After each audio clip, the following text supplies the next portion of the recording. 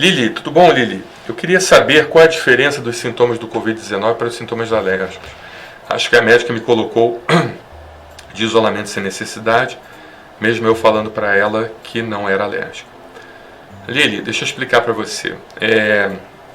O problema da medicina é que ela não é uma ciência exata, não é uma engenharia, não é uma matemática, não é algo assim que os parâmetros desse tipo de ciência são parâmetros muito fixos e que nos dão uma previsibilidade dos problemas que possam acontecer, uma previsibilidade bastante correta, bastante certa, né? Suponhamos que você tem um viaduto lá, o viaduto está cheio de problema e vai um engenheiro, ele pega aqueles parâmetros dos problemas do viaduto e pode dizer se aquele viaduto está condenado ou não, entendeu? Então a medicina, ela nos dá rasteira. Por exemplo, no início desse problema do Covid-19, todos nós pensávamos que o Covid-19 estaria ligado somente à parte pulmonar. Com o passar do tempo, poucos meses, né? Isso começou em dezembro na China. Com poucos meses, a gente começou a entender que o Covid-19 é uma doença sistêmica, não é uma doença somente do pulmão. O Covid-19 pode afetar vários órgãos. Pode afetar o pulmão, pode afetar o intestino, com diarreia, pode inclusive mimetizar, se parecer com o abdômen agudo, através da adenite mesentérica. Sabe o que é a adenite mesentérica? Quando você tem vários gânglios inflamados dentro do mesentério, que é uma estrutura que nós temos nos intestinos, próximas aos intestinos, né? Ligadas aos intestinos, e aquele ali causa um processo inflamatório que mimetiza um abdômen agudo. Tinha gente lá na China, os médicos abrindo a barriga dos pacientes, sem ter absolutamente nada que justificasse abrir as barrigas, porque os médicos tinham parâmetros laboratoriais alterados, tinha parâmetros clínicos, apesar da ultrassonografia, tomografia não ter dado nada, mas tinha lá o problema, processo infeccioso em atividade, inflamatório em atividade. Entendeu? O Covid-19 tem causado surpresas também na questão do aumento da frequência de trombos. Né? O paciente tem tido tromboses venosas, essas tromboses venosas muitas das vezes evoluindo para os chamados tromboembolismo pulmonar, por causa de um outro problema que afeta o maior órgão que a gente tem dentro do corpo, que se chama endotélio vascular. O endotélio vascular é o maior órgão que a gente tem no corpo. A gente aprende na escola que o maior órgão é a pele, não é. É um endotélio vascular. Endotélio vascular é aquela porção mais interna do vaso. Quando você tem um vaso aqui, então aquela porção que recobre como se fosse uma capinha, aquela porção fica inflamada, sofre um processo inflamatório por causa do Covid.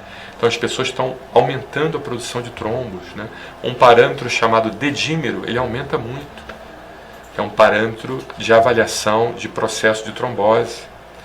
Os pacientes já se internam, já fazem uso de anticoagulantes para controle dessa possível causa de trombose. Né? Você também está tendo casos de pacientes que, por causa da trombose, estão tendo AVC isquêmico e AVC hemorrágico. Pacientes morrendo por causa desses problemas. Jovens. O paciente jovem não tem passado de doença cardiológica, não tem aumento de colesterol, não tem aumento de nada, ou seja, morre por causa de um AVC hemorrágico. Então, o computador quântico, chamado cérebro, que nós temos, ele ainda é necessário. Não dá para substituir o cérebro de um ser humano por o cérebro de um computador, por uma inteligência artificial, por algoritmos de inteligência artificial. Então, se a colega médica entendeu que há necessidade de deixar você em observação, porque o computador quântico dela, através das percepções, que muitas das vezes são percepções até extrasensoriais, porque esse computador quântico ele capta muita coisa, entendeu? Ou seja, ela pode ter percebido, até inconscientemente, que existe alguma coisa errada ali, mas ela não está sabendo identificar, ela não está sabendo expressar isso. Então, Lili, eu particularmente acredito que você tem que conversar mais com a colega, trocar mais informações, pedir para que ela converse mais com você, que vocês possam então melhorar esse diálogo, né? Porque como dizia o próprio Chacrinha, quem não se comunica se trumbica. Então a gente precisa se comunicar mais. Explica para ela que os sintomas que você está apresentando são sintomas determinados. Sintomas respiratórios da Covid-19 estão relacionados mais a sintomas secos. O paciente tem uma tosse seca, tem uma obstrução nasal seca, tem uma inflamação de garganta seca, ou seja, tudo mais seco.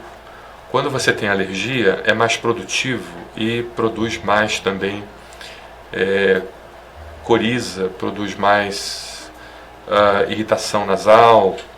Não são todas as alergias que causam isso, mas eu estou dizendo as mais comuns, né, respiratórias. Produzem mais sintomas assim, mais produtivos, que expectoram mais, né? Tá bom, Lili? Então,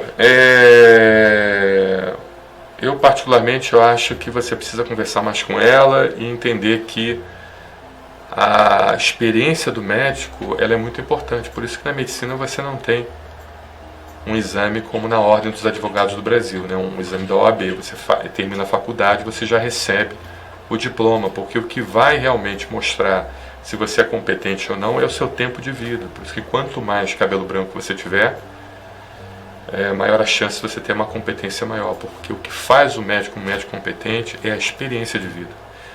E por isso que os médicos do projeto Brasil Sem Alergia, todos eles têm mais de 50 anos. Tem uns que têm até quase 90. Eu dou muito valor à experiência disso, entendeu? Enquanto o mercado não dá, eu puxo esses médicos para trabalhar comigo, porque eu sei que a medicina ela se baseia na experiência. A competência de um profissional não é uma competência de técnica somente, de conhecimento técnico. A competência do profissional é também uma competência de experiência de vida.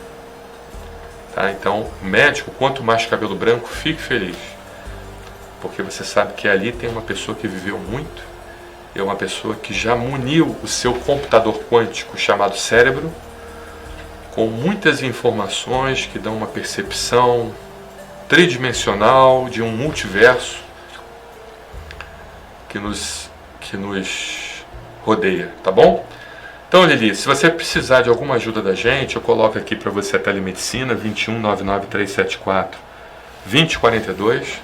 Entre em contato com um dos nossos médicos, vai ser um prazer um dos nossos médicos tentar contribuir com essa avaliação, mas entendendo que nós não podemos passar na frente da conduta do colega, mas se você precisar, pode ser que um dos nossos médicos converse com a colega para entender melhor, porque talvez a gente consiga traduzir de forma mais facilitada o raciocínio da colega lá, tá bom?